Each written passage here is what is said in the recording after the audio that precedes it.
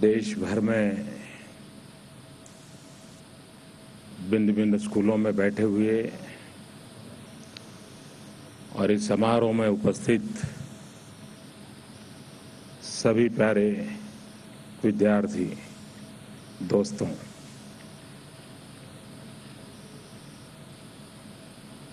मेरे लिए एक सौभाग्य की घड़ी है कि मुझे भारत के भावी सपने जिनकी आंखों में सवार हैं,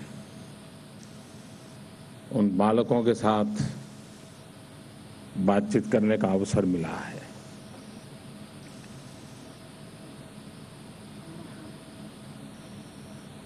आज शिक्षक दिवस है। धीरे धीरे यह प्रेरक प्रसंग की अहमियत कम होती जा रही है। शायद बहुत से सारे स्कूल होंगे जहां 5 सितंबर को इस रूप में याद भी नहीं किया जाता होगा। शिक्षकों को अवार्ड मिलना, उनका एक समारोह होना, वहां तक ही ज्यादातर ये सीमित हो गया है। आवश्यकता है कि हम इस बात को उजागर करें, समाज जीवन में शिक्षक का महात्म्य क्या है।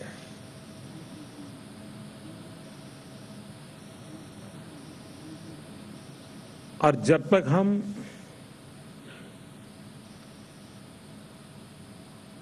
उस महात्म्य को स्वीकार नहीं करेंगे, न शिक्षक के प्रति गौरव पैदा होगा, न शिक्षक के माध्यम से नई पीढ़ी में परिवर्तन में कोई ज्यादा सफलता प्राप्त होगी। और इसलिए इस एक महान परंपरा को समयानुकूल परिवर्तन करके अधिक प्राणवान कैसे बनाया जाए, अधिक तेजस्वी कैसे बनाया जाए, और इस पर एक चिंतन बहस होने की आवश्यकता है। क्या कारण है कि बहुत ही सामर्थ्यवान विद्यार्थी टीचर बनना पसंद क्यों नहीं करते? इस सवाल का जवाब हम सबको खोजना पड़ेगा। एक वैश्विक परिवेश में ऐसा माना जाता है कि सारे दुनिया में अच्छे टीचरों की बहुत बड़ी मांग, अच्छे टीचर मिल नहीं रहे हैं। भारत युवा देश है। क्या भारत ये सपना नहीं दे सकता है? हमारे देश से बहुत ही उत्तम प्रकार के टीचर हम एक्सपोर्ट करेंगे। और आज जो बालक है उसके मन में इच्छा नहीं जगा सकते कि हाँ, मैं भी एक अच्छा टीचर बन के देश और समाज के लिए काम आऊंगा। ये भाव कैसे जगे?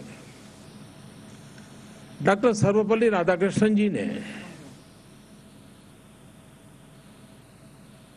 एक उत्तम सेवा इस देश की।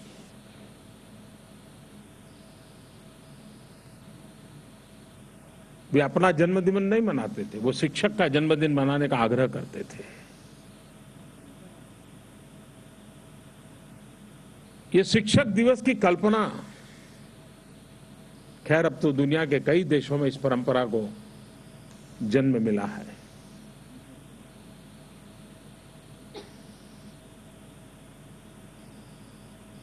दुनिया में किसी भी बड़े व्यक्ति को पूछिए, उसके जीवन की सफलता के संबंध में 2 बातें वो अवश्य बताएगा।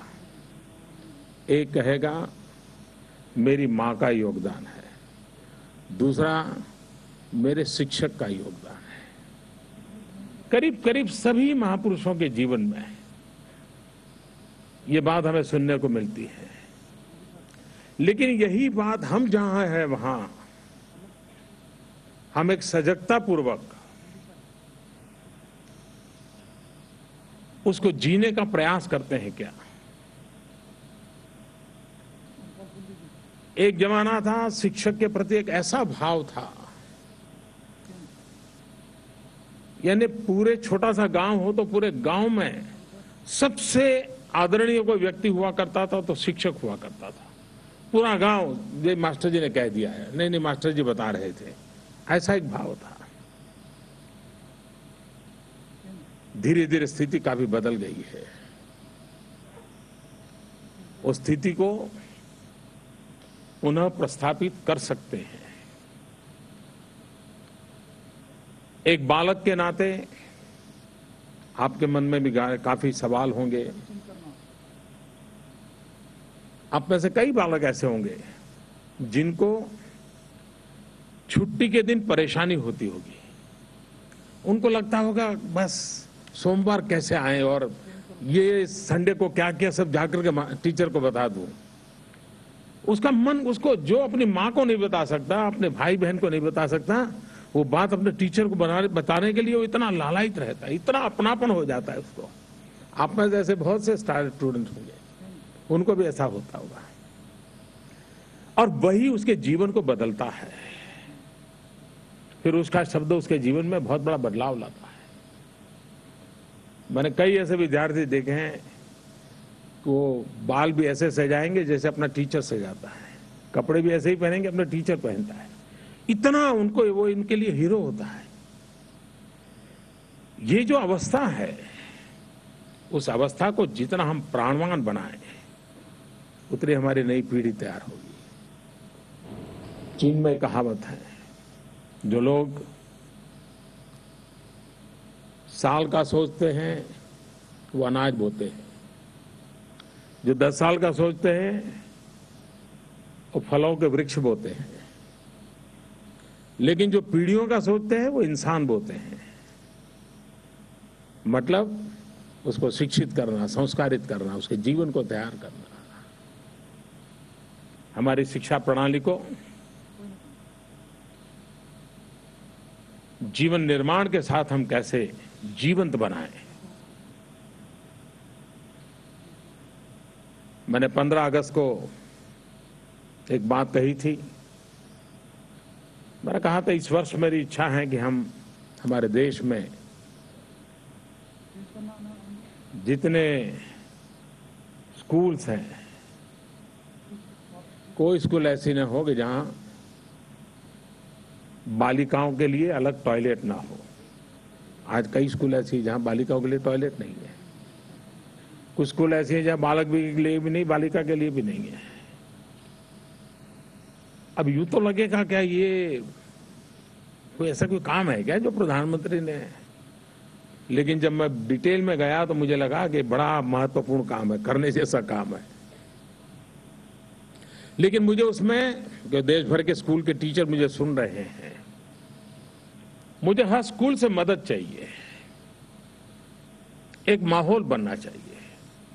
अभी मैं 2 दिन पहले जापान गया था, तो एक भारतीय परिवार मुझे मिला, लेकिन उनकी पत्नी जापानीज है, उनके पतिदेव इंडियन है। वो मेरे पास आए, बोले मुझे एक बात करनी। मैंने बताओ। तो बोले आपका 15 अगस्त का भाषण में सुना था, आप ये सफाई पर बड़ा आग्रह कर रहे हैं। हमारे यहाँ नियम है जापान में, हम सभी टीचर और स्टूडेंट मिल करके स्कूल में सफाई करते हैं, टॉयलेट वगैरह सब हम मिल करके सफाई करते हैं। और ये हमारे स्कूल में हमारे यानी चरित्र निर्माण का एक हिस्सा है। आप हिंदुस्तान में ऐसा क्यों नहीं कर सकते? मैंने कहा मुझे जाकर के मीडिया वालों को पूछना पड़ेगा वरना 24 घंटे चल पड़ता है। मैंने क्योंकि एक दिन देखा था जब मैं गुजरात में था, तो एक टीवी पे कार्यक्रम आ रहा था। कार्यक्रम ये था किसी स्कूल में बच्चे सफाई कर रहे थे और क्या तूफान खड़ा कर दिया था कि बच्चे स्कूल में सफाई करते हैं, ये कैसी स्कूल है, ये कैसी मैनेजमेंट है, कैसे टीचर है, बच्चों पर दमन कर रहे हैं, सब कुछ मैंने देखा था एक बार। खैर मैंने उनसे तो मजाक कर ली, लेकिन हम इसको एक राष्ट्रीय चरित्र कैसे बनाएं, और ये बन सकता है, इसको बनाया जा सकता है। दूसरा, मैं देश के गणमान्य लोगों से भी आग्रह करना चाहता हूं। आप डॉक्टर बने होंगे, वकील बने होंगे, इंजीनियर बने होंगे, आईएएस अफसर बनेंगे, आईपीएस अफसर बने होंगे, बहुत कुछ हो गए। क्या आप अपने निकट की कोई स्कूल पसंद करके सप्ताह में ज्यादा नहीं, एक पीरियड उन बच्चों को पढ़ाने का काम कर सकते हैं? विषय तय करें स्कूल के साथ बैठ करके।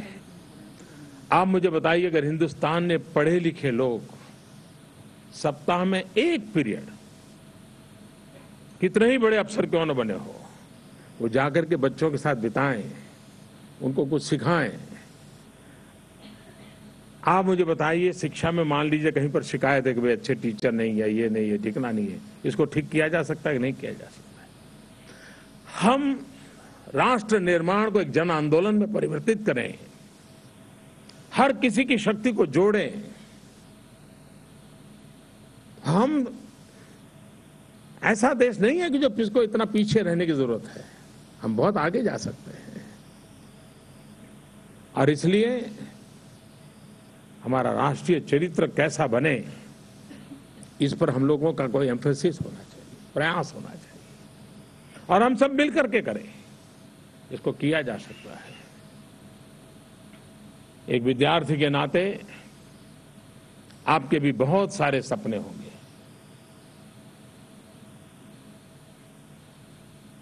मैं नहीं मानता हूं जिंदगी में परिस्थितियां किसी को भी रोक पाती हैं, नहीं रोकती हैं, अगर आगे बढ़ने वाले के इरादों में दम हो। और मैं मानता हूं हमारे देश के नौजवानों में, इन बालकों में वो सामर्थ्य है।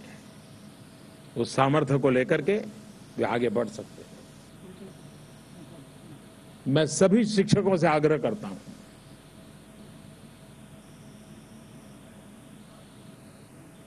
हम हमारे कुछ अगर हमें सीखना पड़े तो सीखें, भले हमारी आयु 40, 45, 50 पर पहुंची हो, लेकिन हम सीखें।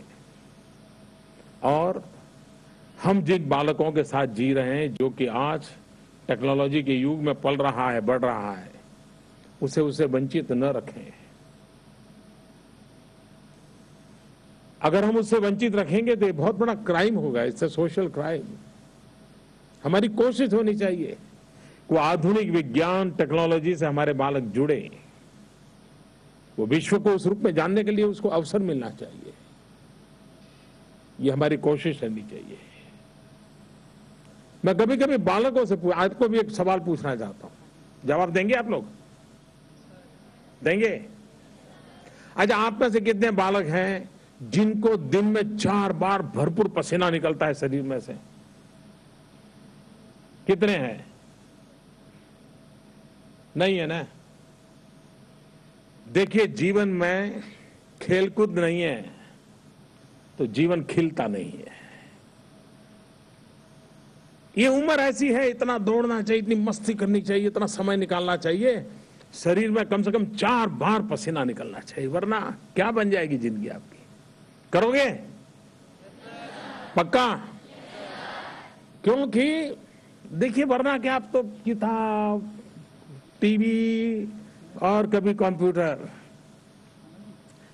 इस दायरे में जिंदगी नहीं दबनी चाहिए। इससे भी बहुत बड़ी दुनिया है, और इसलिए ये मस्ती हमारे जीवन में होनी चाहिए। आप लोगों में से कितने हैं जिनको पाठ्यक्रम के सिवाय किताबें पढ़ने का शौक है? ऐसे कितने हैं? चलिए, बहुत अच्छी संख्या में है। ज्यादातर जीवन चरित्र पढ़ने का शौक ऐसे कितने हैं? वो संख्या बहुत कम है। मेरा विद्यार्थियों से आग्रह है, जिसका भी आपको पसंद हो, जीवन चरित्र पढ़ना चाहिए। जीवन चरित्र पढ़ने से हम इतिहास के बहुत निकट जाते हैं उस व्यक्ति के संबंध में जो लिखा जाता है उसके नजदीक के इतिहास को हम भली भांति जानते हैं। और जरूरी नहीं है कि एक ही प्रकार के जीवन को पढ़े। किसी खेलकूद में किसी कोई आगे बढ़ा है और उसका जीवन चरित्र है तो वो पढ़ना चाहिए। सिने जगत में किसी ने प्रगति की है, उसका जीवन पढ़ने को मिलता है तो वो पढ़नी चाहिए। व्यापार जगत में किसी ने प्रगति की है, उसका जीवन चरित्र मिलता है तो उसको पढ़ना चाहिए। साइंटिस्ट के रूप में किसी ने काम किया तो उसका जीवन पढ़ना चाहिए। लेकिन जीवन चरित्र पढ़ने से हम इतिहास के काफी निकट और बाय एंड लार्ज सत्य को समझने की भी सुविधा पड़ती है। और इसलिए हमारी कोशिश रहनी चाहिए, वरना आजकल तो आप लोगों को वो आदत है कि नहीं बजा पता नहीं, हर काम गूगल गुरु करता है। कोई भी सवाल है गूगल गुरु के पास चले जाओ। इन्फॉर्मेशन तो मिल जाती है, ज्ञान नहीं मिलता है, जानकारी नहीं मिलती है। और इसलिए हम सब उस दिशा में प्रयास करें। मुझे बताया गया है कि कुछ विद्यार्थियों के मन में सवाल भी हैं, तो मुझे अच्छा लगेगा उन सब से गप्पे गोष्ठी करना। बहुत हल्का फुल्का का माहौल बना दीजिए, जरा गंभीर रहने की जरूरत नहीं है। आपके शिक्षक ने कहा होगा हाथ ऐसा मत करो, यूं मत करो, ऐसा सब कहा होगा ना। हाँ, तो आपके शिक्षक ने जो कहा है वो यहां से जाने के बाद उसको पालन कीजिए। हैं, अभी हंसते खेलते आराम से बैठिए और हम बातें करेंगे। फिर एक बार आप सबको मेरी बहुत शुभकामनाएं। टीचर्स डे पर देश के सभी शिक्षकों को मैं प्रणाम करता हूं, शुभकामनाएं देता हूं। और हम जैसे अनेकों के जीवन में बनाने में शिक्षकों का बहुत बड़ा रोल है, उस सबका ऋण स्वीकार करता हूं। बहुत बहुत धन्यवाद। झी 24 तास रहा एक पाऊल पुढे।